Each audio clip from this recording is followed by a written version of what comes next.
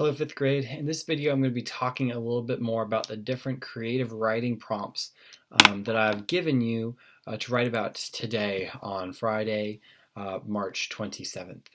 You can find those prompts by going to the lesson plan portion of our homeroom and looking at Friday. You may have to open up the print option to see it in a more readable format. But I'm also going to talk about each one now. So if you want to see it in writing, again, go to the lesson plan portion of the homeroom. Let me talk about each of those three prompts now. And you just need to choose one of those to answer in 7 to 10 sentences. First one. There have been many inconveniences and things that we miss during this season of life. What is something you miss more than you expected? Why do you think you're surprised to miss it that much? Is there something that you can do to replace that missing thing?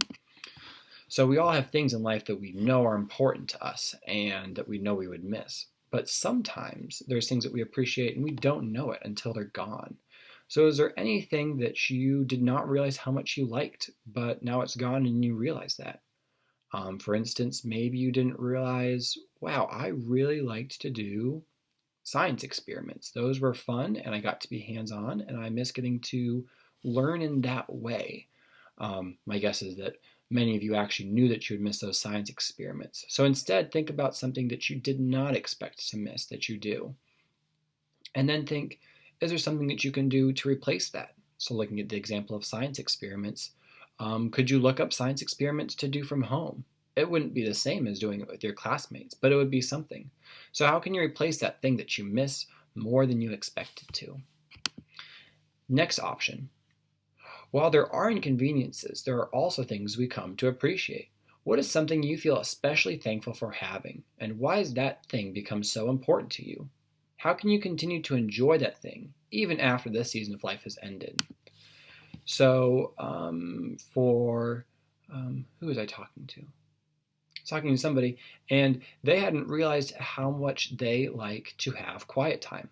They are able to wake up a little bit later, they can sleep in and they read their Bible and they make coffee and they can just take a slow start to the morning. And they really have come to appreciate that. Another friend that I talked to is able to spend more time with his family. So he's thinking, wow, if my family wasn't here, this whole quarantine thing would be so much worse. So what is something that you are really thankful for? And even after we go back to school and life continues as normal, how can you remember to enjoy that thing? Because you don't want to forget the things that you enjoy most in life. So right now, when you get to see life from a different perspective, we can really learn the things that are important to us. So how can we hold on to those and remember when life becomes busy and normal again? And then your third option. We are gifted with many things in this time of life to make things simpler during a crisis like this.